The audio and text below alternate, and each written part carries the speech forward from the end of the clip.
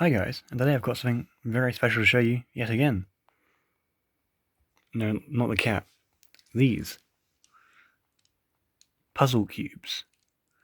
Now they're quite unique, but I wouldn't say rare because I got them from a Christmas cracker many years ago. So the design's probably stolen from somewhere else because they're from Christmas crackers. What do you expect? But they're also quite interesting, and look at them. Puzzle cubes, which are in fact puzzles.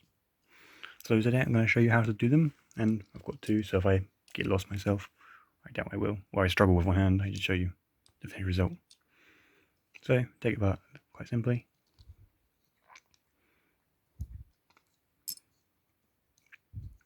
I say quite simply, but I struggle with just one hand. For those that you don't know, I only have one hand, which makes life a little bit of a struggle. And then you've got these bits here. This is the bit you're going to start off by making. You can sort of make this bit in any order.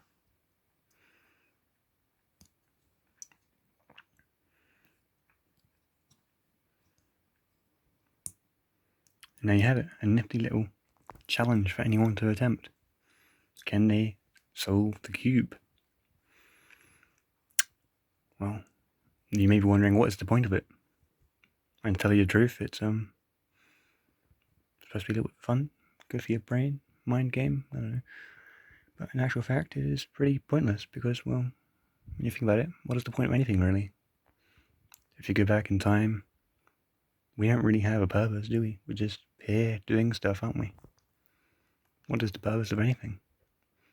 You can go back to primordial soup and you'll find that we're just quite actually lucky to be alive. We're not alive for any reason other than the fact that we keep reproducing.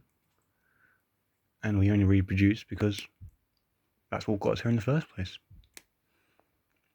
So, what is the point of doing this puzzle cube? There is truly no point to it. But that's only because there's not really any point to anything. That's why we have to assign meaning to our own lives before we run out of time. I mean, you could say the point of our lives is to eat, sleep, fuck, and how do we do that? Well, we do that by being a social creature. Not all species do it like that, but that's how we do it. We go for the social aspect because that's how we've survived. That's how we will keep surviving. I mean, just suppose you get over here, doesn't need to be in a group to survive. She just goes outside, catches a mouse. She's happy.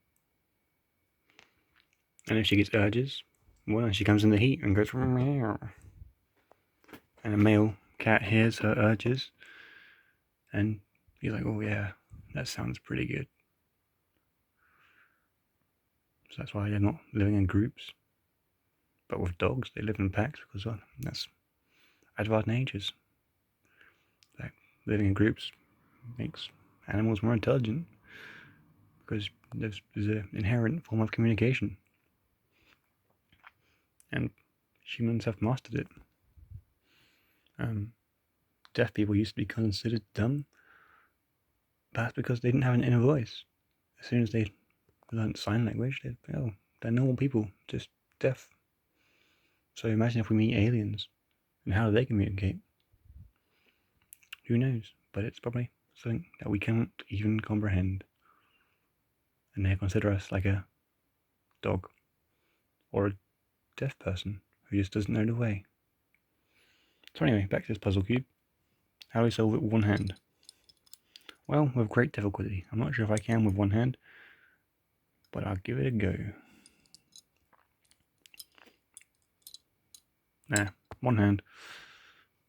A little bit tricky, but rest assured, I can resolve it. It's a nice little keyring. Something to fiddle with. A little bit pointless, but enjoyable whilst you're doing it. And that's all we really need, though, isn't it? Something enjoyable in the moment, every now and then. I'm going to have to say goodbye now. I hope you don't miss me. I miss you. I don't even know if anyone's going to watch this.